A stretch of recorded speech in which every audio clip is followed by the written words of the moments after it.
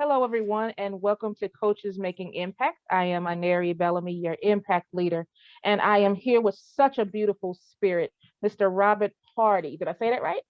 You did? Awesome, awesome. I've been having a wonderful conversation with him before we came on live, a beautiful spirit. So I know you'll really enjoy this interview. Make sure you listen to it to the very end because you know that magical third question that we asked. I'm sure you want to hear what he has to say. Thank you so much, Robert, for being on today. Oh, thank you so much for having me. So we're going to jump right into our first question, which is who are you purposed to serve? Wow, that is wonderful. That's a great first question. What I've realized that I'm purposed to serve people that feel stuck. That and however you want to define stuck is of course different for each person, but there's a feeling of holding your breath in your own life. And it's that person that I want to teach to breathe.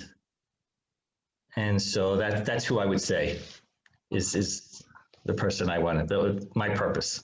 I knew that would be a great answer. Now, I'm super excited. I'm super excited about your answer to the next question. And that Okay. is, what is it about your life story that made this your purpose? Oh, wow. Okay. How much time do we have? Take all the time you need. Okay, perfect. My story actually starts um, growing up in a dysfunctional relationship with my alcoholic father. That's really where it begins, and that taught me so much about at a very young age. I can define it now, but when I was a kid, of course, I couldn't understand it. But it taught me the skills necessary to deal with uncertainty. And behind a change is always uncertainty, right?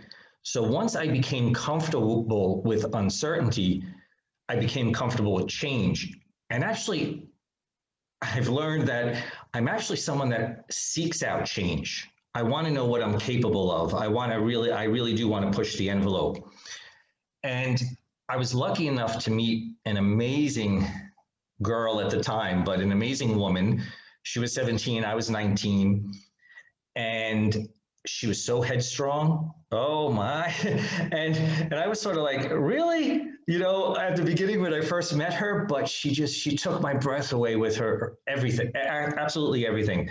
And we fell in love. We got married at a very young age.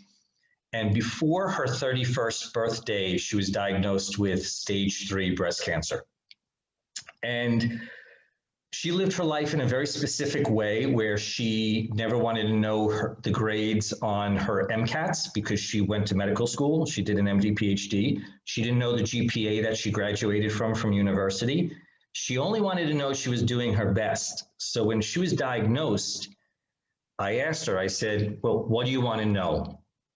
And she said, I only want to know the next steps. She never wanted to know anything about her disease. And she said, look, I'm studying to be a doctor. I'm dangerous to myself. And I became the decision maker. That, of course, brings with it, being a caregiver and thrown into also having to sort of hide, what was going on, was that feeling of holding my breath at the beginning.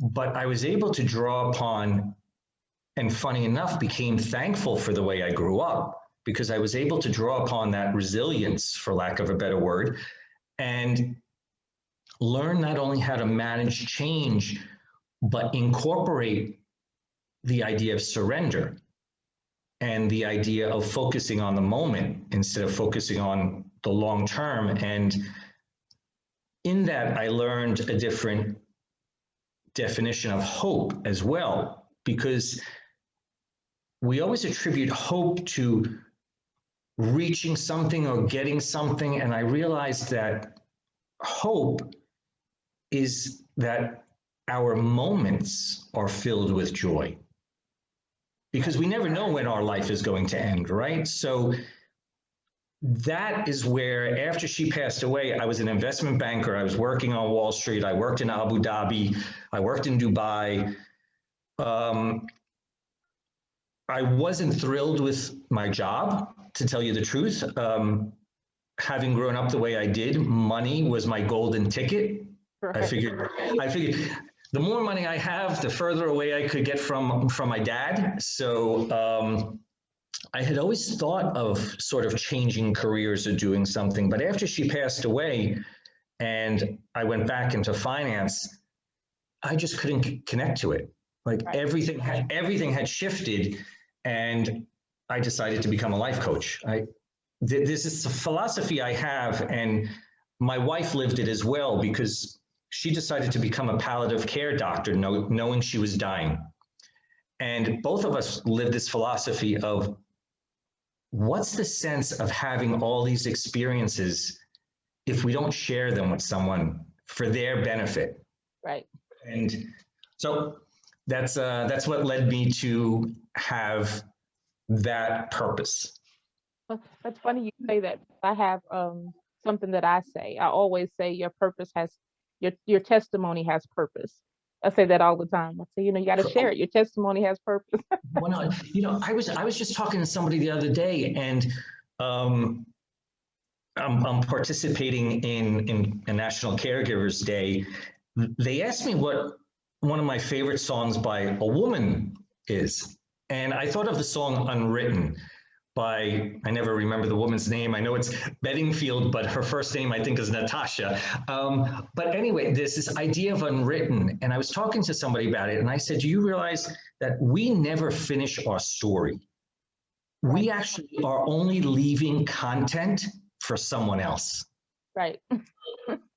And so exactly what you say right there, that whole idea of your testimony, that's really what it is. We want to, let's say, leave a positive signature for someone else to follow. Right. Whether children or friends or even clients, just that if one person takes that as content to build something in their life, then it's their children, their friends, it's wonderful because it has a ripple effect.